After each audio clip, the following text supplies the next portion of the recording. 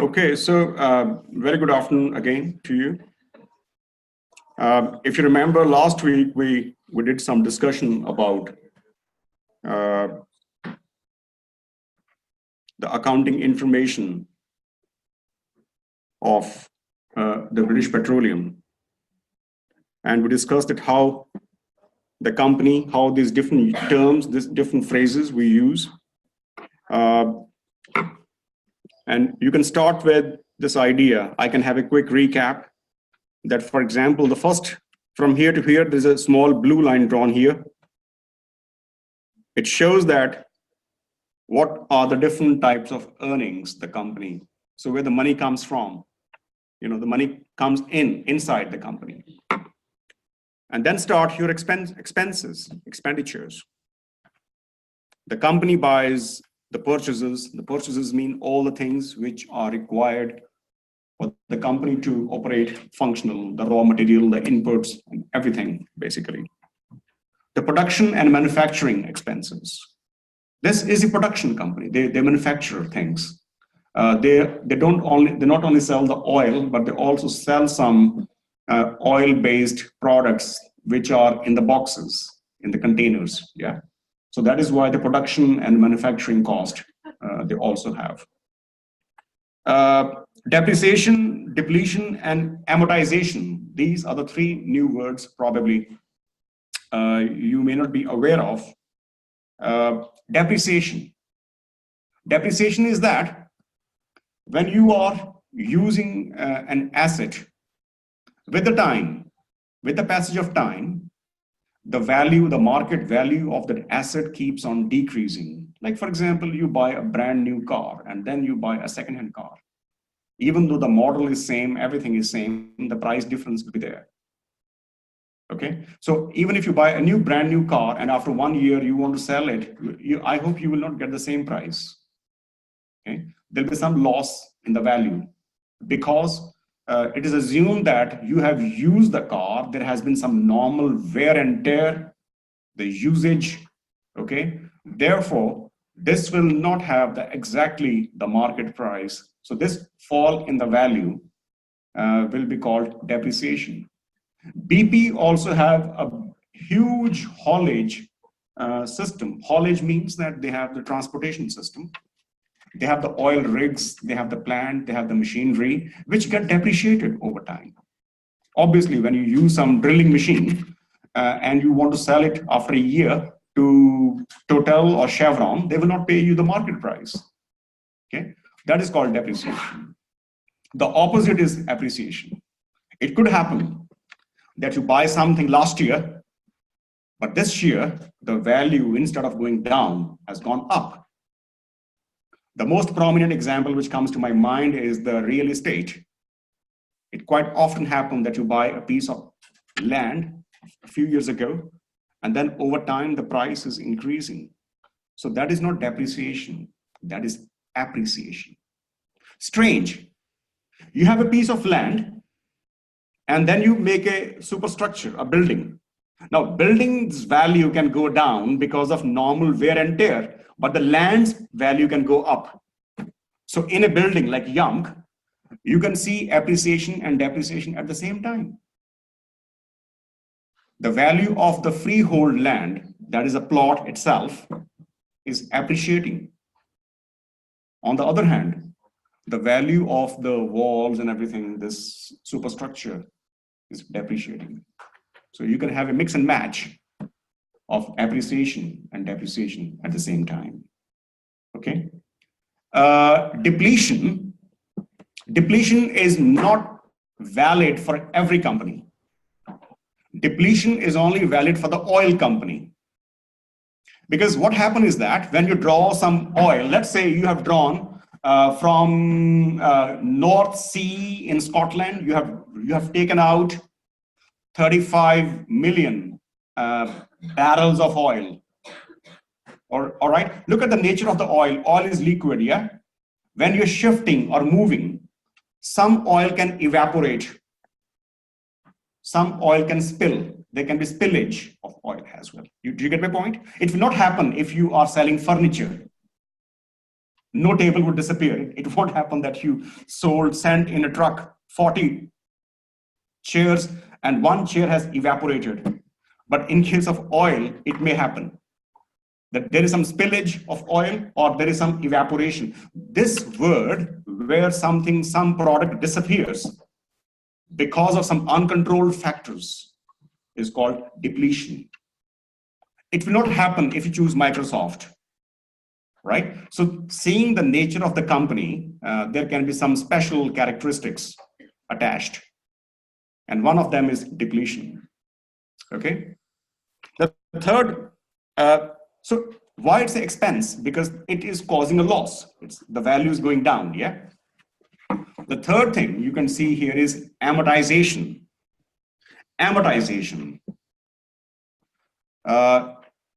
Amortization, should I highlight it? It's here.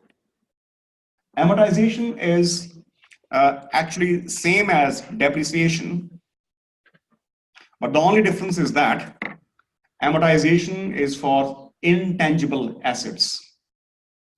Depreciation is the loss of value of physical, tangible, seeable, touchable assets. Whereas amortization belongs to your intellectual capital. You developed a software whose market value last year was $1 million. Today, because of obsolescence, the technology become obsolete. There is like better than me because you all use all those smartphones.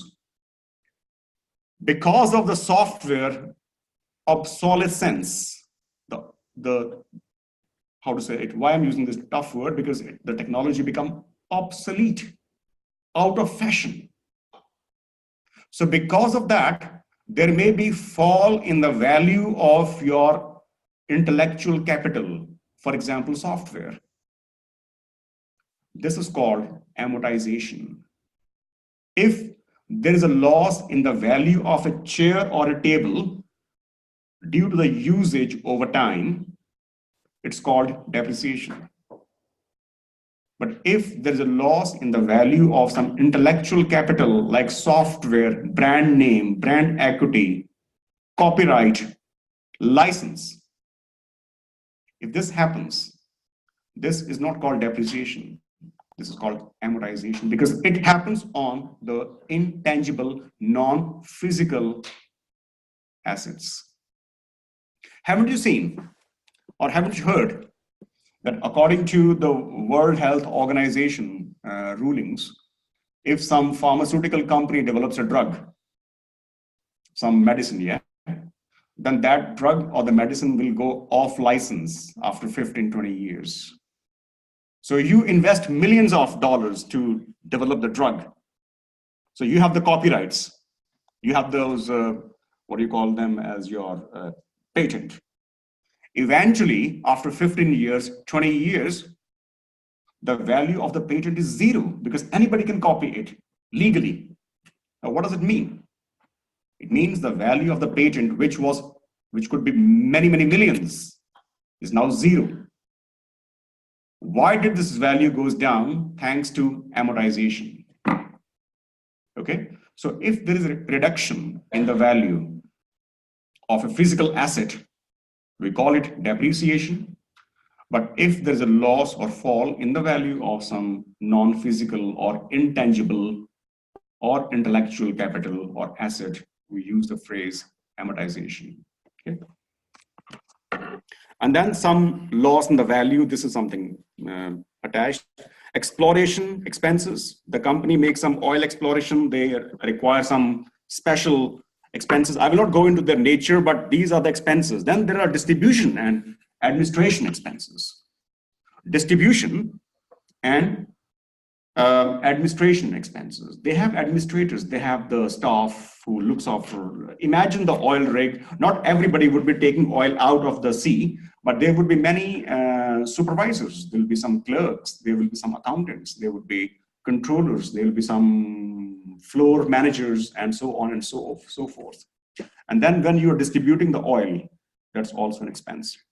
So when you are, and then you see there's a line here. There is a line here. And after drawing this line, we calculate profit and loss before interest and taxation. Come on. Interest is a cost. Interest is a cost like you pay wages. But if you pay the wages, if you pay all the administration and other kind of cost, they all are taken care of in this bracket. But before we subtract the tax or interest, we calculate a profit. Look at the word. The word is profit. Why can't I highlight it? Yeah, now I can. Profit slash could be loss before interest and taxation. Mark my word. Profit and loss before interest and taxation. Interest is a cost. Taxation is a cost. Why they have not been subtracted yet? Because the one purpose of the company is to find out how much profit and loss we get sheer only, solely because of our operations. Do you get my point? Operations. What is the main operation of BP? Produce oil, explore oil, sell it, get the money, minus all the expenses which are related to its main operations. When you pay interest, it's nothing to do with your main operations. Every company pays interest. When you pay tax, every company pays tax. So interest and tax are not at all your operations specific. So even though interest is a cost like a wage, tax is a cost like you pay distribution expense. But these are not your operating or operational expenses. These are the additional expenses. If Yamk has to find its operational profit, it will find how much fee money it gets from the students, right? How much money it gets from the ministry minus all the expenses.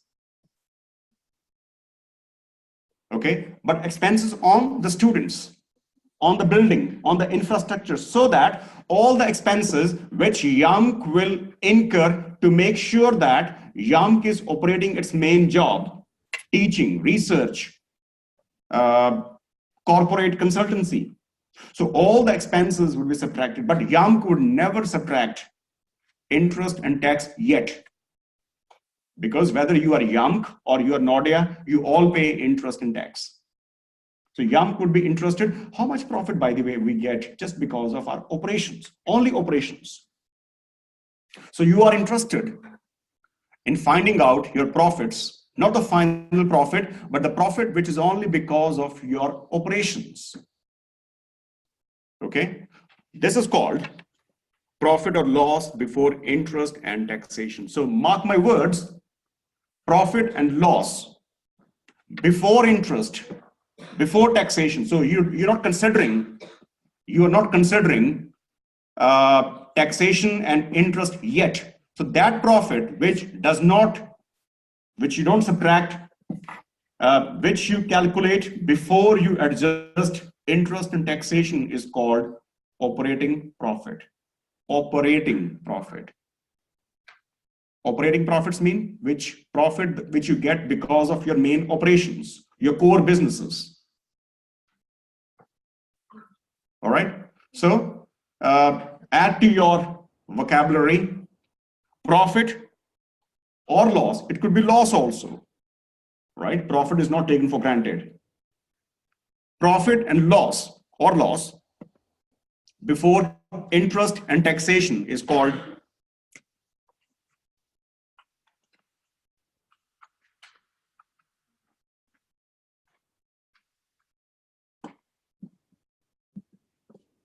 operating profit. Okay, different companies use different words. Some companies could write operating profit here. But the more technical phrase is actually profit/loss before interest and taxation.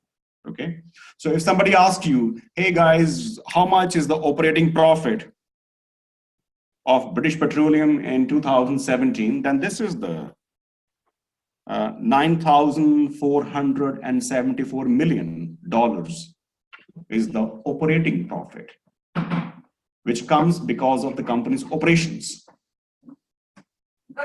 Okay, and you know the company's operations is what you do basically. Afterwards we calculate finance cost. Finance cost means any company in the world, every company in the world, whether you are producing oil like BP or Finnair or Nokia or Kone or Lufthansa, any company or Microsoft, we borrow. We borrow. And when you borrow money, what do you pay? Interest. Is interest your operational expense? Please somebody tell me, is interest, when you pay interest, is it an operational expense? Is BP a finance company? But if you are a bank, then interest is an operational expense because you operate in borrowing and lending. Your main operation is borrowing and lending, then interest is an operating expense.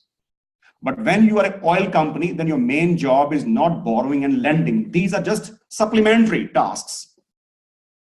So this is why we did not, basically finance costs are your interest costs.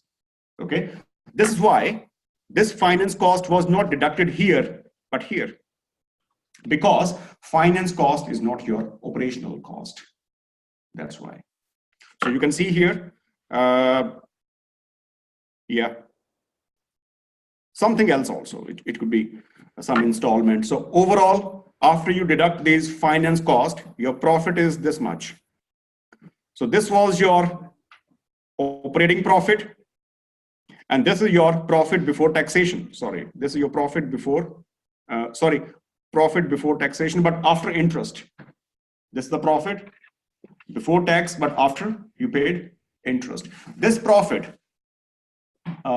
again, write down, this profit is called gross profit. I hope you have heard this phrase, gross.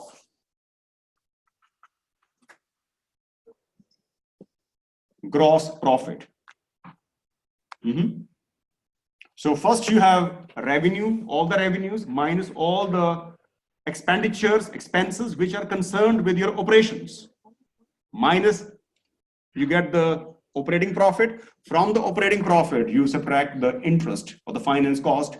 That will give you gross profit. And from gross profit, you pay tax. From the gross profit, you pay tax. You get profit after tax. This is your, if this was gross profit, what will be this profit then? Net profit. So profit, final profit which you get is called net profit. So profit after everything, all expenses, operational expenses are deducted. Finance expenses deducted. Tax deducted. After all these expenses, whatever is left over, residual, leftover, is called net profit. Okay, and you can see that the company's net profit is this much. Can I give you a task? Can you calculate how much tax BP paid in 2017? How much tax rate? Can somebody calculate tax rate, the corporate tax rate which BP paid in 2017? Can you calculate it? Yes.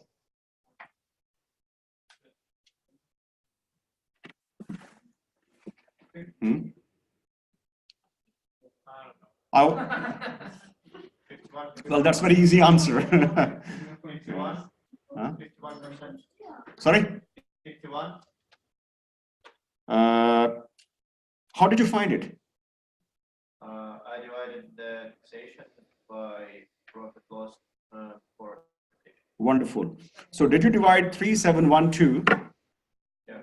by 7180? Fantastic. And how much you get? 51%.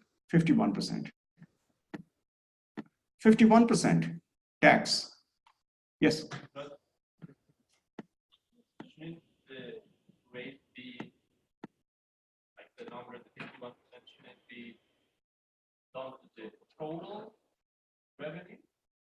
Tax you pay. To the total profit, sorry?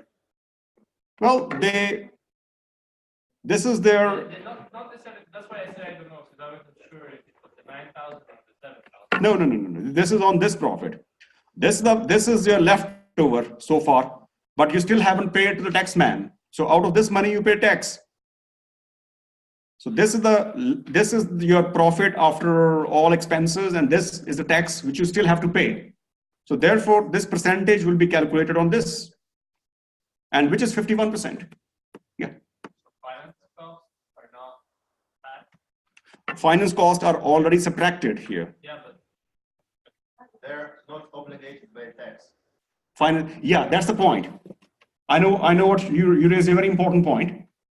But I'll come to this later on. But you're right, your tax is 51%. Can I ask you one more thing? Please, this tax is called, this is not individual tax. This is the corporate tax rate. Can somebody Google for me? BP is a British company, yeah? Google corporate tax in UK. How much you get?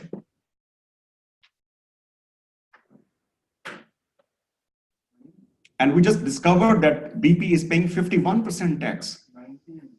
19%. When the headline tax is 19%, why BP has paid 51%? Is tax belongs to the whims and fancies of taxman. If he's in a good mood, he can take less tax. If it is in a bad mood, he can charge more tax. There's a difference between 19% and 51%. BP is almost paying 3 times more tax than the limit. Why so? Yes. Those 90% you profit after more. But still, I would say if it is a jump from 19 to 51, it's a massive jump. I have a reason. It may not be the true reason, but I can only speculate. When a company is making losses in the past, do you pay tax on losses? No. You don't pay. You have been paying losses. You have been bearing losses.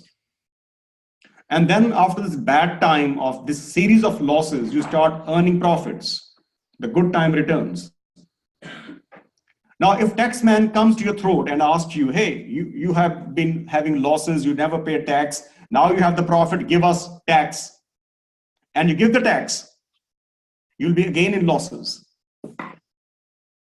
For some time, taxman gives you tax amnesty, tax holidays. Hey, you are having bad time, 3, 4, 5 years. Now you have started earning profit. I'm happy for you. Please keep earning. I will not charge any tax from you. When after a few years, I would find that you are back on sound footing, I will not only take the tax of that year, but also of the previous years, which I was forgiving. I was not forgiving you. I was only postponing it. Are you with me? It's like you don't pay rent to Quas for 1 month, citing some reason, and they agree with you. That doesn't mean that they will not charge your previous month's rent next month. So they gave you rent holidays, same way taxman has given you tax holidays. But once things get better, you pay the backlog also. This is why, and if you look at the history of BP, you will find that the last 6, 7, 8 years were turbulent for BP. Losses or very minimal profits, right? So taxman was giving you some kind of facility, but he was not forgetting that, hey, I need to take it back from you. But so once you have good year, it takes 51% with one slice, big slice. 2016 and 15, Mhm. the amount is in bracket. This is a loss. Yeah. Is that the amount of tax owed by the company? Well, I tell you something. It's very interesting. When you have the losses, the law says it's almost applicable to all the countries in the world. The percentage can change. The law says that when the year you have the losses, you can actually take money from tax. So you can have the tax credits. So you can actually get the tax refund from the taxman, which you have paid in the past. So imagine, I had 10 great years. I paid lots of taxes to the state. Next 4 years were bad times, losses. I can take the tax money back from the authorities. So you get money from the state. So is it applicable only for tax returns? Sorry? Is it applicable only for tax returns? Yeah, because they also file tax returns. Yeah. And then you get the tax back. Mhm. Apart from the tax return money, they cannot take any other money. Well, that can be mutual. That can be mutual, and the big companies normally, because if you're a big company and if you are on the verge of collapsation, there are many macroeconomic repercussions. Many people, thousands of people will become unemployed. So the state treats you differently. If you're an SME, nobody cares, right? Nobody cares. So the stakes of getting the company bankrupt of the size of BP can be catastrophic for the whole economy. And if BP fails, then the banks who BP owes a few thousand of millions will also fail. So the impact is very strong. So state tries to be as generous as possible. Okay. Mm-hmm. Mm-hmm.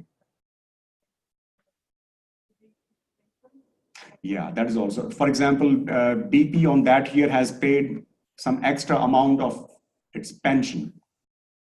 You know, I don't know how to explain it, but every big company have thousands of employees, and the rule is that a part of your salary when you work in a company is deducted as a pension contribution, but your employer will also contribute.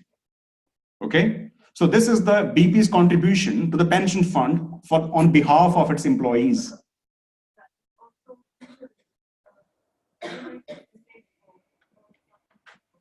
Usually it's same.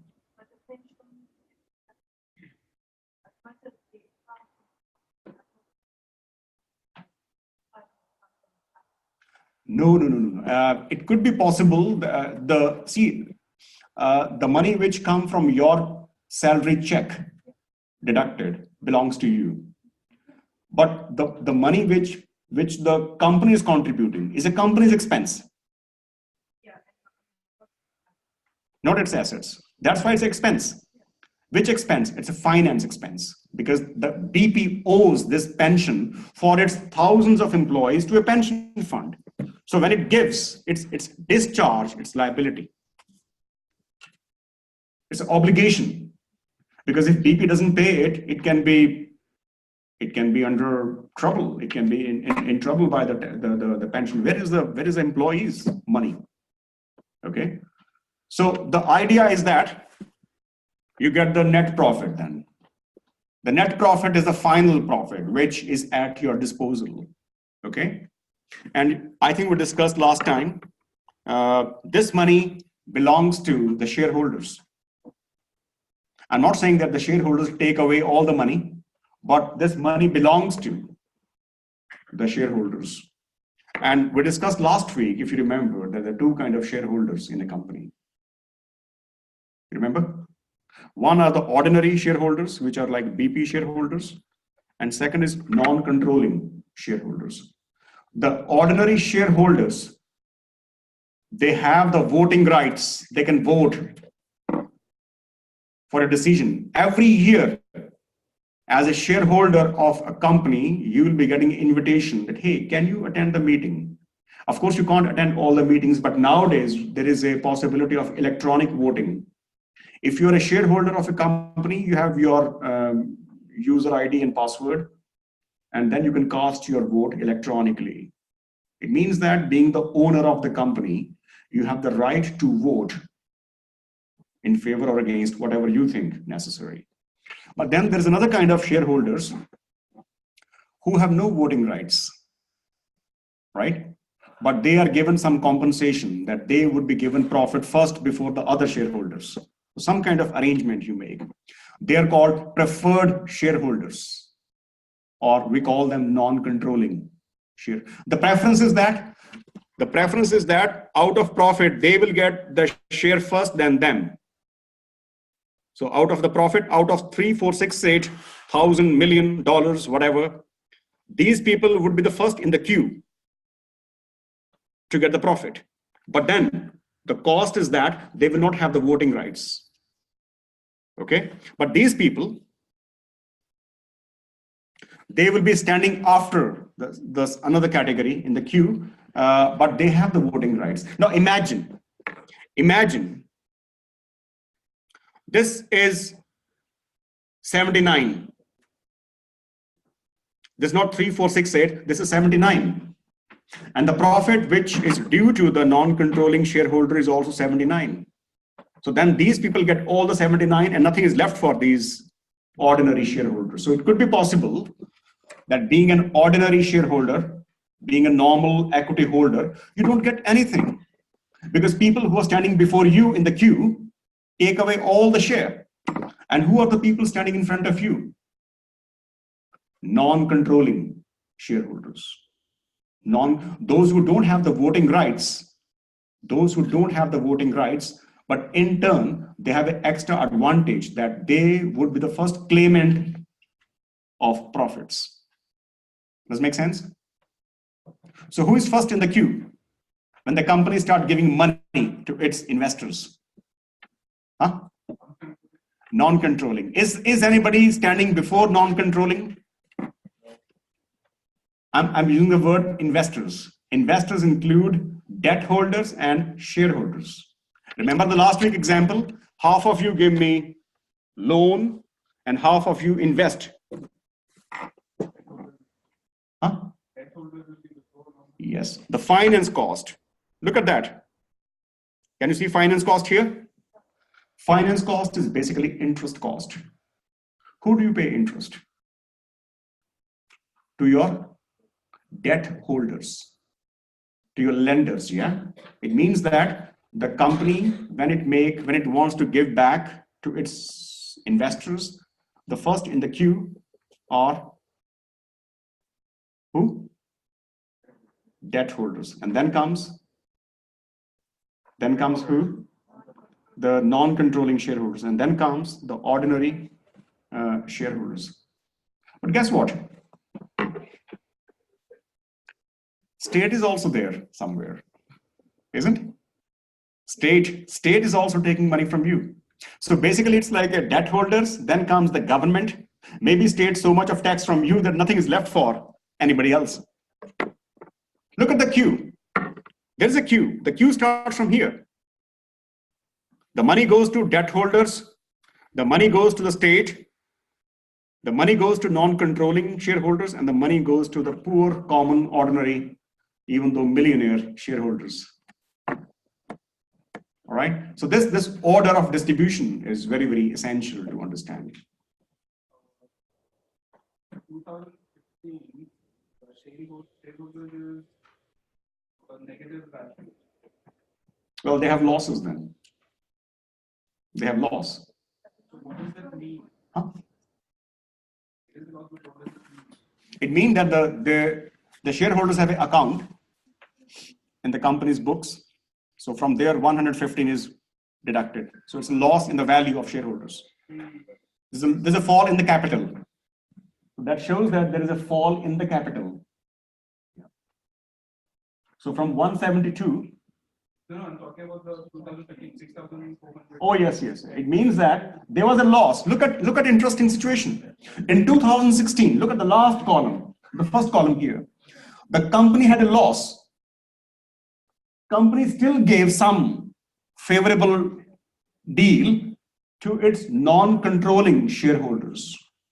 Whereas the loss in the value of the shares is all passed on to the ordinary shareholders. Do you get my point? It means that the shareholder, the common ordinary shareholders have lost 6,400, like $6.4 billion they lost in 2016 in the books. How much they lost in the market is completely, it could be many, many, many times.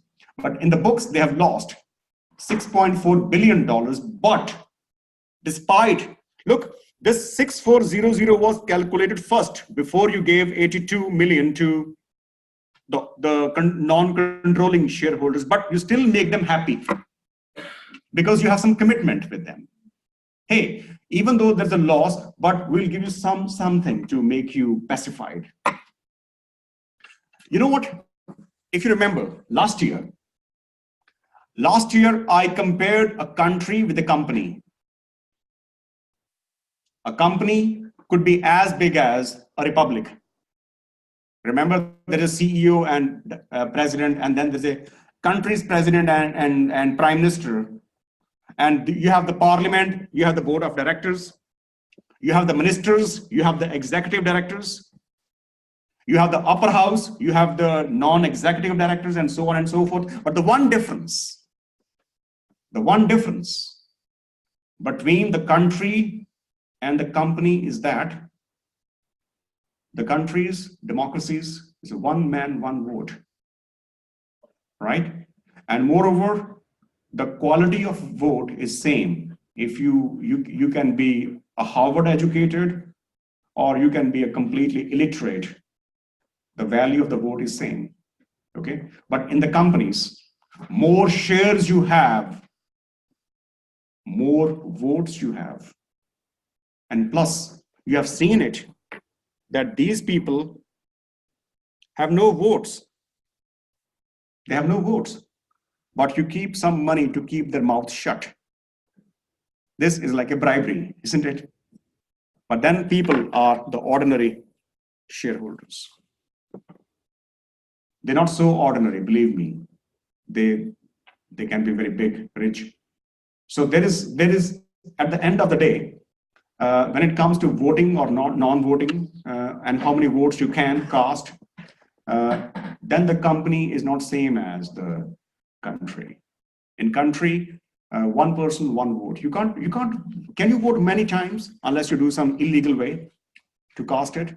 You can't say that, hey, I'm a rich person, I'm very influential, and because of that, I have the right to cast 1,000 votes legally. You can't do it, right? So there is the difference. At the end of the day, there's some difference between a country and a company.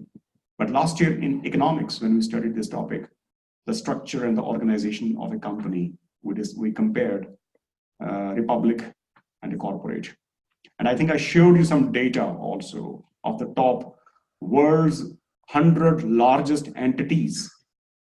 And out of those 100 largest entities, 51 were companies, not countries. Yeah. If you remember, we found that, for example, Exxon is bigger than Finland. So a company can be bigger than a country. Imagine. Yeah. Okay. I can pause, resume recording. Yeah. So just for your information, since you are seeing this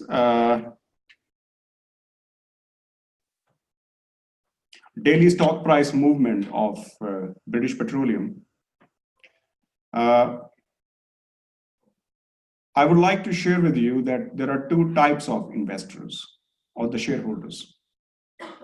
One is called value-based investors, value. The second is called growth-based investor.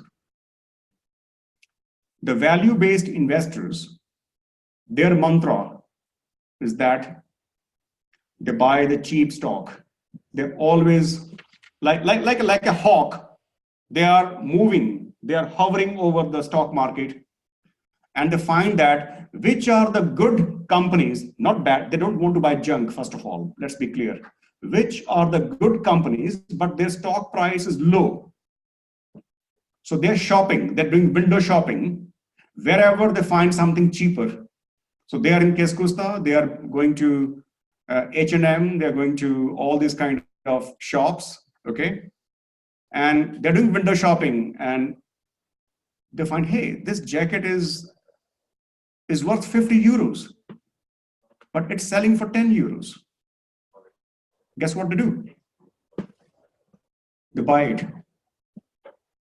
So they are doing, the value-based investors, they are doing some window shopping of stocks, and then they find, hey, this is a good company, but the stocks are selling cheaper than it should be.